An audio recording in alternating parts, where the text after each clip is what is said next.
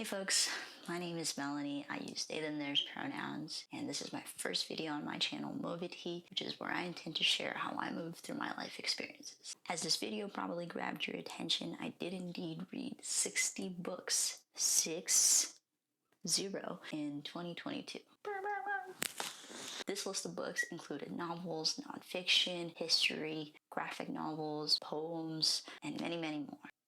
This video is split into two parts: essential principles and tools. Essential principles. Number one, you don't have to set a goal. To be completely honest, I had no goal in mind other than to read and to do it for the sake of reading, because I haven't really been an avid reader since I was in undergrad. And the more I read, the more I felt alive to be stimulated by so many authors' works. And ultimately, that was enough. Reading books, absorption, knowledge, all of these things come as a byproduct, and they're not always my main goal. Don't feel intimidated by other people trying to read as many books as possible. Retention and enjoyment is far more important outcome than any numbers game. So just keep that in mind. And as soon as something starts feeling like a chore, you're going to be a lot less inclined to do it. So do what is sustainable for you. Essential principle number 2, don't finish the book. For transparency, I want to let you know that for almost every book that I read, almost a 1-to-1 ratio, there was a book that I stopped reading and put down and never went back to. There's over 50 books that I didn't read. And there are also books that I did complete that I will never reread and never recommend to anybody. You can also skim and skip through books if things are familiar or uninteresting to you. You have zero obligations to continue a book just because you started it, because you bought it, someone gave it to you, because everyone thinks you need to read it. You don't, okay? Number 3, make time. I know lots will say, I don't have time to read. The average person in the United States, here's the thing, the average person in the US watches 1 to 4 hours of TV every single day, and the average worldwide use of social media is 2 hours. If you can replace any of that time with a book, there are so many great benefits. Reading for me has opened up my ability to be present, for my mind to be still, to focus, and really improve my intellectual acuity. I'm not super smart, I'm just consistent. So let's break this down mathematically. If you're reading a page a minute and an average book is 300 pages, then it would take you 30 days to finish a book. And in 1 year, that adds up to 12 books. And that's 12 more than you probably read last year if you haven't started reading, of course. And where you start is where you can start. So be honest with yourself, be kind to yourself as you try to engage in books. Before I go on, please like, subscribe, and comment below with a book that you really enjoyed last year. Section 2, the tools and the how. I bet some of you watching are probably saying, I can't afford to buy 60 books. As long as you have internet and a mobile device, which assuming you do because you're watching this video, you can get your reading journey begun. Tool number 1 is the library. When I was a kid, my mom didn't have money to buy me a lot of toys, so we would go to the local library. I would participate in their summer reading program. In these programs, the library would give me a tally sheet and have me fill them out to document how much I read. And when I read a certain amount, I would get a prize. Today, assuming you're an adult, you can go to any US library and get a library card for free. Bonus tip here, to incentivize you for accountability and enjoyment with the shared community members, start a book club with your friends. So, back to library. Libraries are one of the few places left where you don't have to buy a thing. And this is kind of really sad that we're at the stage of capitalism where everywhere you take up physical presence, you have to buy something. Additionally, people who don't have stable access to internet, computer, mobile device can do this at the library for free. And this is one of those things that a lot of people take for granted that we have, is stable access to internet, a safe place to be yourself and be comfortable at home, where home might be really disruptive. There might be a lot of family members, because that's the nature of my childhood. A library can be a really awesome place, and renting books directly from them as opposed to through Amazon or Kindle, which is owned by Amazon, is a really great way to support. Another great resource that the library provides is providing shelter. When there are natural disasters, libraries become a hub and one of the easiest ways that cities can direct services and resources back to the community. And so when you support your local library, you're really supporting your neighborhood. So check your local library for more details. Now, to get off my soapbox about libraries, We'll move on to number 2. Libby is a free app which you can download to your phone, your laptop, your smart device, whatever, even your Kindle. But let's be honest, Jeff Bezos has no business being a trillionaire in this economy. Also, all he does is evade taxes.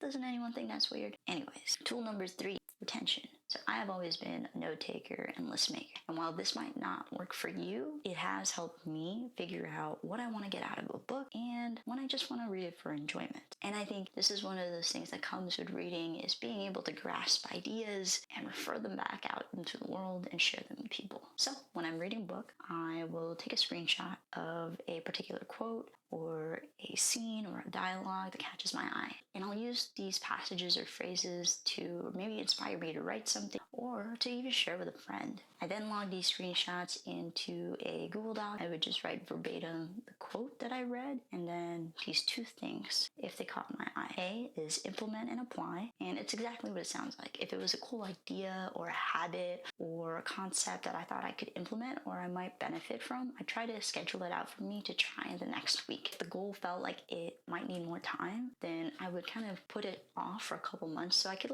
think about the concept, give myself time to marinate on it, An example of this is from Sam Dogan's Buy This, Not That, which is a financial literacy book. One of the things that he instructed me to do was to make an ideal budget. Think of your future home, future life. What do you want to be able to afford? What do you want to be able to do? How can you build wealth around those values without creating excess wealth problems than you need with your money? I don't know if y'all heard that. It was weird. Kind of a part burp. Basically, that video was about how can you align your values to the future that you want, and how can you build wealth around all of that. I'll go into finances more in a future video, but not having had a lot of financial literacy when I was growing up, this really helped me try to visualize what I wanted to do in the future with my money. I'm far from reaching my goals, and I'm currently in $20,000 in debt, but every step counts, and having the knowledge of other people who have successfully built their wealth has been really helpful. The second thing I highlight are what I would call gems. And so this is just feel-good quotes, things that resonated with me, that made me feel seen or heard and validated from my own experience. In Messy Roots, said I would look this up and I didn't. Oh, okay. In Messy Roots by Laura Gao, there's this screenshot right here. I love this visual. So the character would seek solitude in a public space, a train station, and have time to be with their thoughts in between arrival times and departures. It reminded me of the many times I would drive and just be with my thoughts and go somewhere without meeting up with somebody, but still be around people and be okay being alone. So it was a way of me being present, and I just love this visual from this book. Bonus tip number 2. If you like something in a book, send it to a friend to let them know you're thinking of them. Let them know that it reminded them of how you had just talked about relationships a week ago. It starts a conversation, and maybe you're passing on knowledge as well as a book and then a new experience and memory with a person because you've thought of them. So my last tool, number 4, is none other than a Google spreadsheet. And this, like my previous one on retention and notes and everything, is not necessary. This is just what I have found that works for me and is an easy, accessible, free tool that allows me to visually just assess the data of how many books I read, themes, and all that kind of stuff. My spreadsheet has columns for title, author, genre, topics, main lessons, which I pull from the previous document, and a column for read again and recommend. I wanted to be able to share books that I really enjoyed with people and to be able to reference books that I would want to reread or even gift to somebody. This is my 2nd year using this tool, and I'm really interested to see how it'll change and what things I will want to prioritize. So if you have any spreadsheets like this or things that you doc, please comment below because I'd love to hear them.